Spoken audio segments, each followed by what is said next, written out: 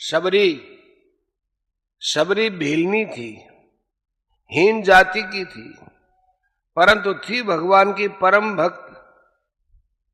उसने अपने जीवन का बहुत सा अंश दंडकारण्य में छिप छिप कर ऋषियों की सेवा में बिता दिया। जिधर से ऋषि स्नान करने जाते उस रास्ते को झाड़ना, कंकरीली जमीन पर बालू बिछाना, जंगल से काट काट कर ईंधन लगाना, उनके आश्रमों में रख देना, यही उसका काम था।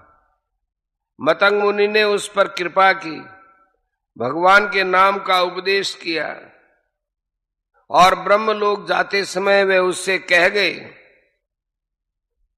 कि भगवान तेरी कुटिया पर पधारेंगे, उनके दर्शनों से तू कृतार्थ हो जाएगी, तब तक यहीं रहकर भजन कर। शबरी को भजन की लगन लग गई और उसका जीवन राम की बाट जोने में बीतने लगा। ज्यों ज्यों दिन बीतने लगे त्यों त्यों शबरी की उत्कंठा बढ़ने लगी। यह सोचकर कि अब प्रभु पधारते ही होंगे, कहीं प्रभु के पैर में कांटा न गड़ जाए, वह जल्दी जल्दी जाकर दूर तक रास्ता बुहारने लगती, पानी छिड़कती, आंगन को गोबर से लीपती और भगवान के विराजमान के लिए मिट्टी गोबर की सुंदर चौकी बनाकर रखती। जंगल में जाकर चाक चाक कर जिस पेड़ के फल मीठे होते तोड़ तोड़ कर लाती और दोनों में भरकर रखती। दिन पर दिन बीत गए, उसका रोज का यही काम था। न मालूम वह दिन में कितनी बार रास्ता बुहारती, कितनी बार चौका लगाती, कितनी बार चौकी बनाती और फल चुन चुन कर लाती। आखिर भगवान उसकी कुटिया पर पधारे। शबरी तो कृतकृत्य हो गई। श्री रामचरितमानस में गोसाई जी लिखते हैं, सबरी देखी राम गृह आए, मुनि के वचन समुझि जिय भाए। सरसिज लोचन बाहु विशाला, जटा मुकुट सिर उर बनमाला। श्याम गौर सुंदर दो भाई, सबरी परी चरण लपटाई। प्रेम मगन मुख वचन नयावा, पुनि पुनि पद सरोज सिर नावा। शबरी आनंद सागर में डूब गई। प्रेम के आवेश में उसकी वाणी रुक गई और वह बार बार भगवान के पावन चरण कमलों में मस्तक टेक टेक कर प्रणाम करने लगी। फिर उसने भगवान का पूजन किया, फल सामने रखे। भगवान ने उसकी भक्ति की बढ़ाई करते हुए उसकी पूजा स्वीकार की और उसके दिए हुए प्रेम भरे फलों का भोग लगाकर उसे कृतार्थ कर दिया। उसके फलों में भगवान को कितना अपूर्व स्वाद मिला होगा, उसका वर्णन करते हुए तुलसीदास जी कहते हैं, घर गुरु गृह प्रिय सदन सासुरे भई, जब जहाँ पहुनाई। तब तह कही सबरी के फलन की, रुचि माधुरी न पाई।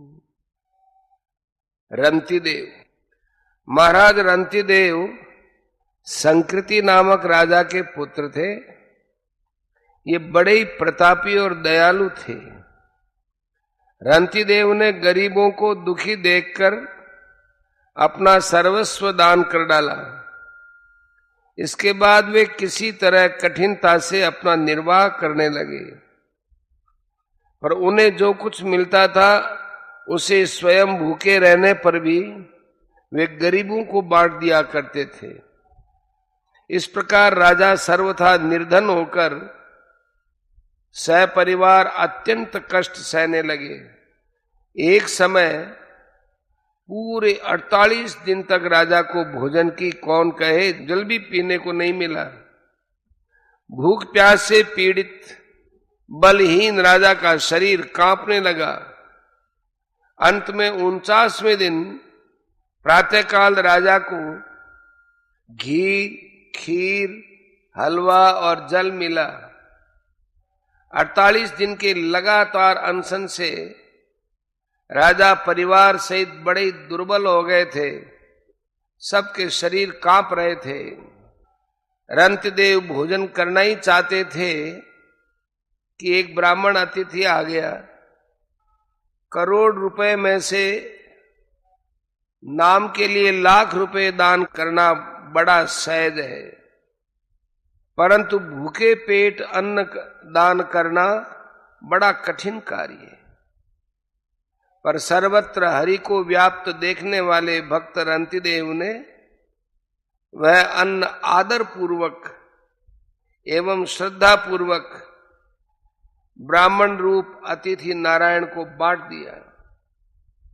ब्राह्मण देवता भोजन करके तृप्त होकर चले गए।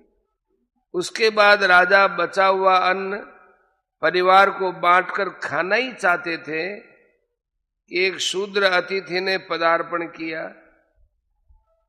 राजा ने भगवान श्री हरि का स्मरण करते हुए बचा हुआ कुछ अन्न उस दरिद्र नारायण को भेंट कर दिया। इतने में ही कई कुत्तों के साथ एक और मनुष्य अतिथि होकर वहां आया और कहने लगा, राजन, मेरे एक कुत्ते और मैं भूखा हूं, भोजन दीजिए। हरिभक्त राजा ने उसका भी सत्कार किया और आदर पूर्वक बचा हुआ सारा अन्न कुत्तों सहित उस अतिथि भगवान के समर्पण कर उसे प्रणाम किया। अब एक मनुष्य की प्यास बुझ सके, केवल इतना सा जल बचा था। राजा उसको पीना ही चाहते थे कि अकस्मात एक चांडाल ने आकर दीन स्वर से कहा, महाराज, मैं बहुत ही थका हुआ हूं, मुझ अपवित्र नीच को पीने के लिए थोड़ा सा जल दीजिए।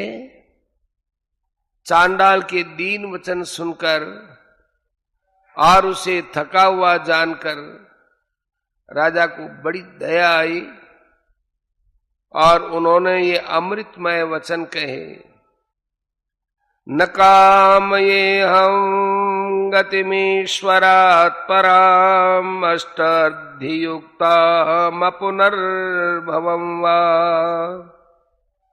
आर्तिं प्रपद्ये खिल देह भाजामन्तः स्थितो ये न भवन्त्य दुःखाः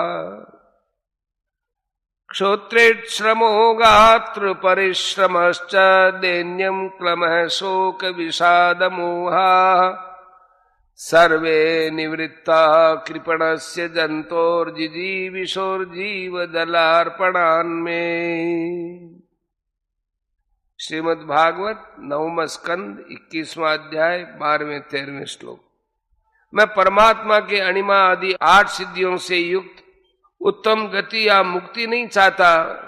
मैं केवल यही चाहता हूं कि मैं ही सब प्राणियों के अंतःकरण में स्थित होकर उनका दुख भोग करूं, जिससे वे लोग दुख रहित हो जाएं। इस मनुष्य के प्राण जल बिना निकल रहे हैं। ये प्राण रक्षा के लिए मुझसे दीन होकर जल मांग रहा है। जीने की इच्छा वाले इस दीन प्राणी को यह जीवन रूप जल अर्पण करने से मेरी भूख, प्यास, थकावट, शरीर का कष्ट, दीनता, क्लांति, शोक, विषाद और मोह आदि सब मिट गए।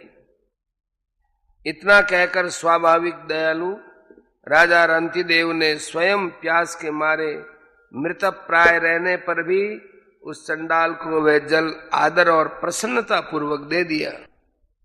फल की कामना करने वाले को फल देने वाले त्रिभुवननाथ भगवान ब्रह्मा, विष्णु और महेश ही महाराज रंतिदेव की परीक्षा के लिए माया के द्वारा कभी ब्राह्मण, कभी चंडाल इत्यादि रूप धारण कर आए थे। राजा का धैर्य और उसकी भक्ति देखकर भी परम प्रसन्न हो गए और उन्होंने अपना अपना यथार्थ रूप धारण कर राजा को दर्शन दिया। राजा ने तीनों देवों का एक ही साथ प्रत्यक्ष दर्शन कर उन्हें प्रणाम किया और उनके कहने पर भी कोई वरदान नहीं मांगा, क्योंकि राजा ने आसक्ति और कामना त्याग कर अपना मन केवल भगवान वासुदेव में लगा रखा था। सो परमात्मा के अनन्य भक्त रंतिदेव ने अपना चित्त पूर्ण रूप से केवल ईश्वर में लगा दिया और परमात्मा के साथ तन्मय हो जाने के कारण त्रिगुणमयी माया उनके सामने से स्वप्न के समान लीन हो गई। रंतिदेव के परिवार के अन्य सब लोग भी उनके संग के प्रभाव से नारायण परायण होकर योगियों की परम गति को प्राप्त हो गए। प्रश्न, भक्त्युपरीतम का क्या अर्थ है और उसके प्रयोग का क्या अभिप्राय है? उत्तर, उपर्युक्त पत्र, पुष्प आदि कोई भी वस्तु जो प्रेम पूर्वक समर्पण की जाती है उसे भक्त्युपरीत कहते हैं। इसके प्रयोग से भगवान ने ये भाव दिखलाया है कि बिना प्रेम के दी हुई वस्तु को मैं स्वीकार नहीं करता, और जहां प्रेम होता है तथा जिसको मुझे वस्तु अर्पण करने में और मेरे द्वारा उसके स्वीकार हो जाने में सच्चा आनंद होता है, वहां उस भक्त के द्वारा अर्पण किए जाने पर स्वीकार कर लेने की बात ही कौन सी है। पुण्यमयी ब्रज गोपिकाओं के घरों की तरह उन भक्तों के घरों में घुस घुस कर मैं उनकी सामग्रियों का भोग लगाता हूँ। वस्तुतः मैं प्रेम का भूखा हूँ, वस्तुओं का नहीं। प्रश्न, अहम और अष्टामी का क्या भाव है? उत्तर, इनके प्रयोग से भगवान ने ये भाव दिखलाया है कि इस प्रकार शुद्ध भाव से प्रेम पूर्वक समर्पण की हुई वस्तु को मैं स्वयं उस भक्त के सम्मुख प्रकट होकर खा लेता हूं। अर्थात जब मनुष्य आदि के रूप में अवतीर्ण होकर संसार में विचरता हूं, तब तो उस रूप में वहां पहुंचकर और अन्य समय में उस भक्त के इच्छानुसार रूप में प्रकट होकर उसकी दी हुई वस्तु का भोग लगाकर उसे कृतार्थ कर देता हूं।